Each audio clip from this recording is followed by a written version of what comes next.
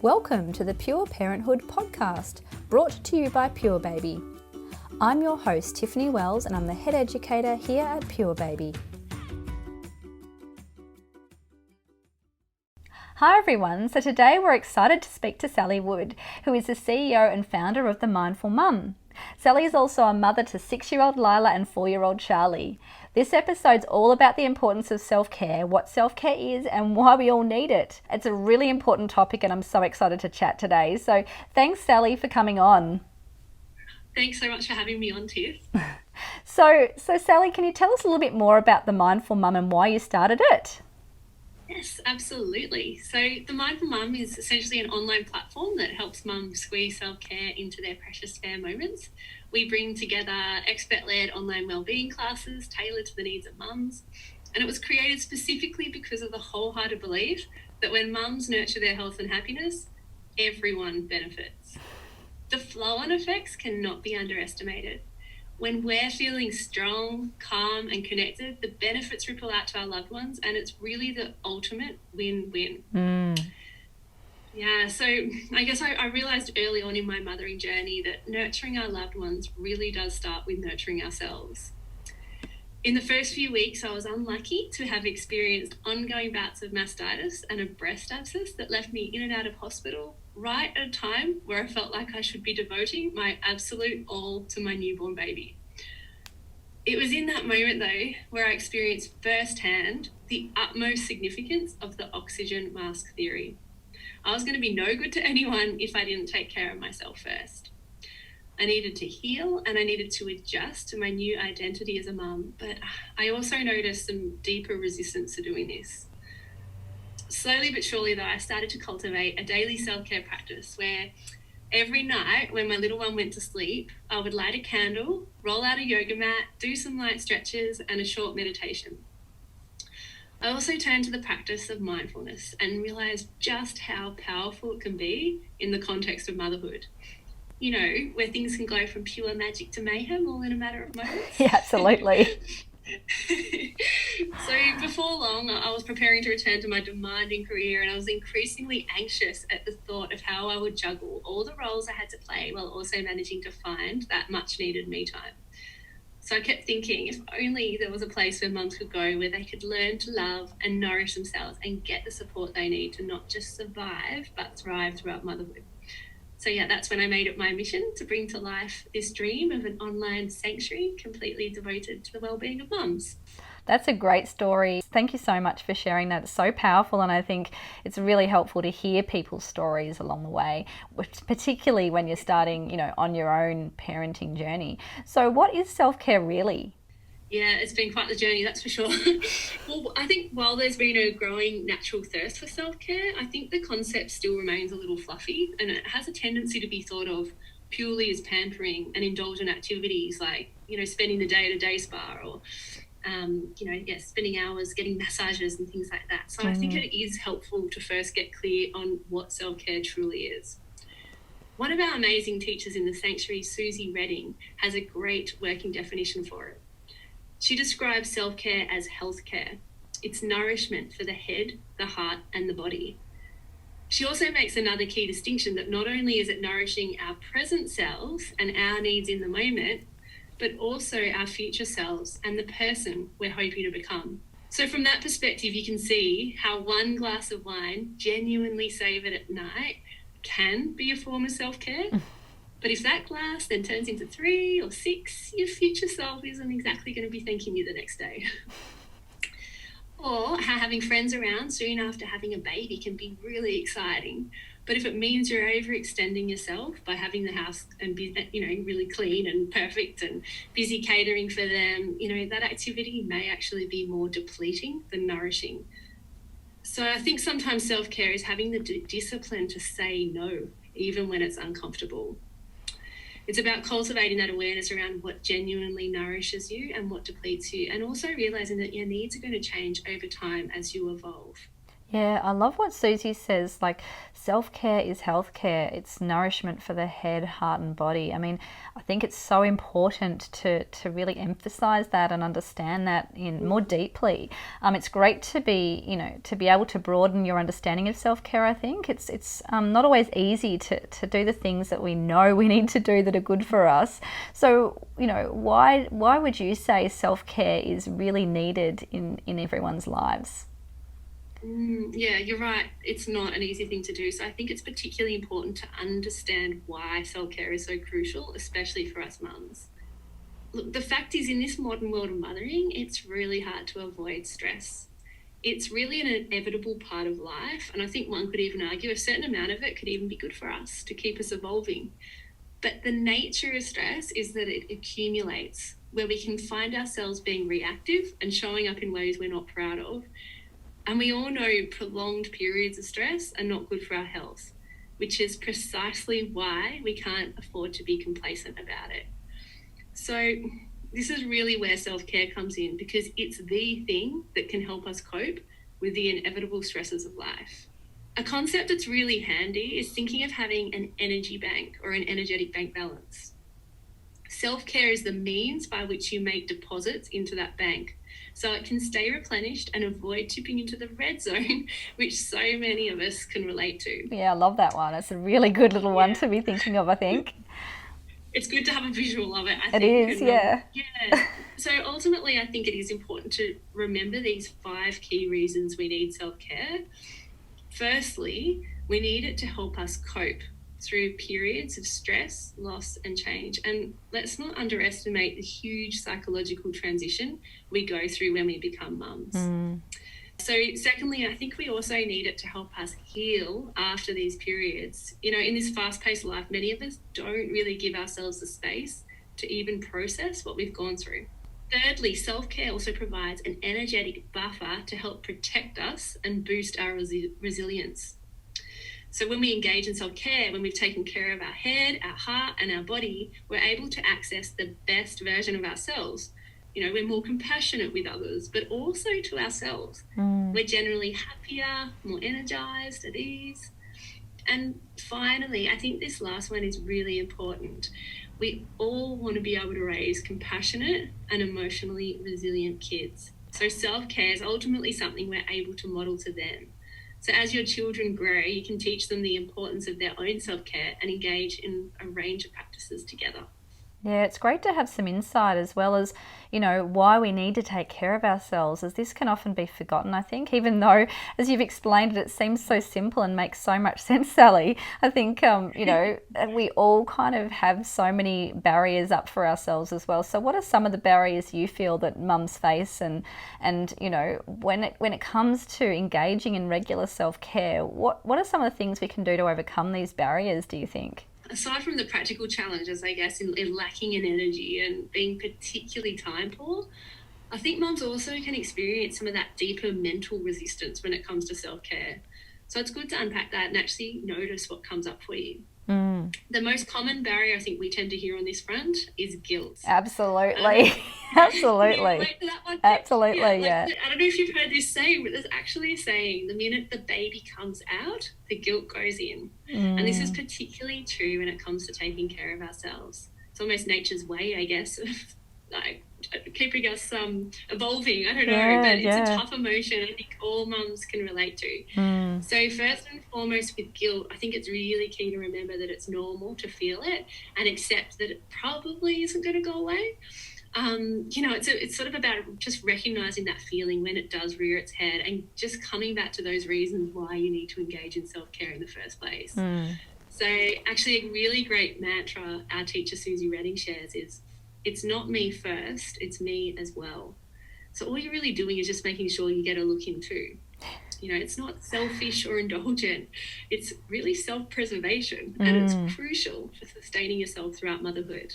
It enables you to be the best version of you, and isn't that what we all want? Yes, absolutely.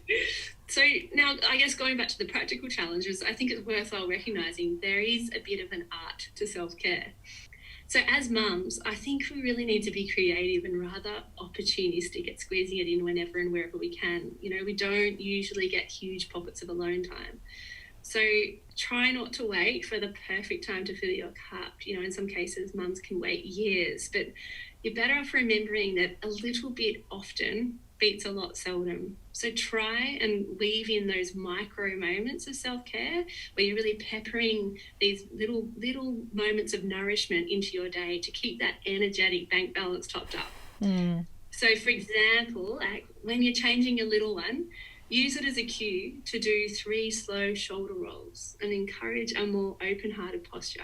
Something as simple as that, it really can, boost your mood throughout the day. Or when you've gone and, put your baby down for a nap. Now, this is a big one. I think many of us mums, suddenly launch into wanting to do all the things and needing to do. There's a lot to do, let's face it. But just try and resist the urge to immediately rush into that and just give yourself permission to pause, even if it's just for 5 minutes, and do something nourishing. So, I think we often hear, sleep when the baby sleeps. And, look, I think if you can do that, fantastic. But, I think as mums, we struggle with it because often we do feel like we need to be productive. And the reality is there is just often a lot to do. Yeah. So, I think this is where a meditation or a yoga nidra practice can be so beneficial because you can boost your energy levels in a really short space of time. So I found that's been really helpful for me. But, and then on those days, like some days when you're really lacking in energy, you could simply lie with your legs up the wall and have your eyes closed for a few minutes. I don't know if you've ever tried that, but it's really powerful. It can be really good. Boosting. Yeah, it's fantastic for relaxation and, it helps the blood flow going through your body and, it just gives you energy and relaxation at the same time. It's really cool.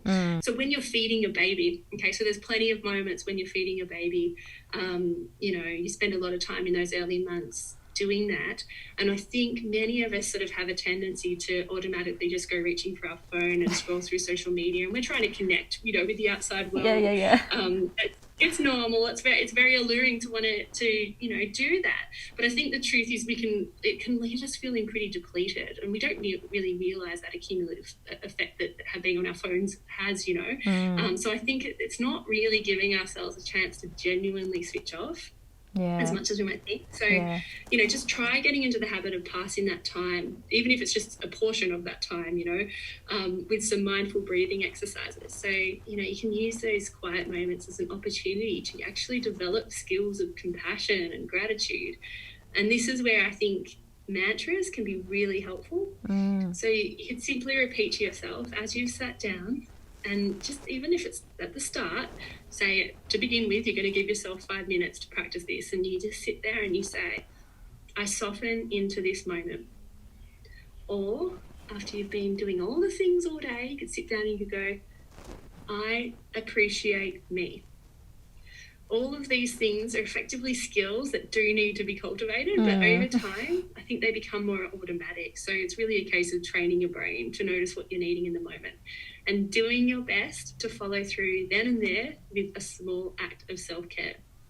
So, just a couple of other examples, it could be as simple as noticing you're dehydrated. I think we get through our day without even having a glass of water sometimes. We're so focused on everything else. And so it's just sometimes tuning in and going, actually, I've got a bit of a headache. I might need a glass of water, and taking a moment to actually pour yourself a cup of tea and go and sit outside in the sunshine. Yeah. And, finally, I think the barriers tend to fall away when we bring a level of intention to our day. So, when you roll out of bed for the first time in the morning, it's really easy to sort of latch on to some of the more negative thoughts that our minds tend to wander to, I think, especially when we've had broken sleep. So, try and think to yourself, or better yet, even write it down. We encourage mums to do journaling and all of that, where you just could simply just write one word. It takes 2 seconds to connect with a feeling that you want to have that day. It could be, I want to feel calm. I want to feel joy. And when you connect with that positive emotion, you're more likely to actually tune your awareness and align your actions up to that feeling throughout the day. So, I actually do it with my kids now while having breakfast in the morning, and it really can set the tone for the day. I think knowing that all of these things are there as tools, and it's so helpful, Sally. I think that, considering some new options that you haven't considered prior to starting a family is also important, because, we have these other things that we might do before having kids, but often they're not necessarily things you can do so much once you have your own family. So some of the things that I think are great that you've mentioned, or that I've used myself, are simply having, alone time, creating some mantras for yourself. I definitely try to get out in nature whenever I can and go for walks, because that really helps me, and just breathing in the beautiful fresh air. Having a hot cup of tea and finishing it's definitely one of the things that I've done, and I try to do at least once a day, because you get busy and you forget about that cup of tea sitting there, as well as spending a bit of quality time with each of my kids each day and my partner. And actually what I've got in my phone is a little reminder that actually comes up saying spend 8 minutes a day with each child, and that comes up every day in my phone. And I find that is just a great reminder that it's not necessarily about the time that you might see each other and what it is that you're doing. It's more about intentional quality time, for me anyway, because I've got teenagers. So that's really helped me to remember that that's important for their self-care, and also mine, feeling connected to them and that sort of thing, and just being slow and not doing stuff every second, just spending that quality time with them has really helped me. So also having a shower at the end of each evening and visualizing washing away like my worries and frustrations from the day also really works well for me to reset myself at night and hopefully have a restful sleep and get rid of the day and start afresh. So there's some of the things that I've tried. Yeah, that's really cool. And I think, you're right, like self-care really does take on a new form when you become a parent, which is why I think it's really important for mums to have that broad and varied self-care toolkit to draw from, because our needs do sort of change day to day and they evolve over time. And I think when we're really sometimes tired or, time pause, all those things that we talked about that can be the barriers, we often forget what makes us feel good in the moment. So it's good to have to have these things top of mind and little systems like reminders, like you mentioned, like that to prompt you, I think is really powerful. But some days, we might need something more vigorous where we really want to move our bodies and work up a sweat, and other times we might need something super gentle, depending on what we're navigating and how we're feeling. So for me, like the absolute anchor for me has been to have a daily meditation practice. And look, I know we all know the importance of, or the value of meditation. You hear about it everywhere now.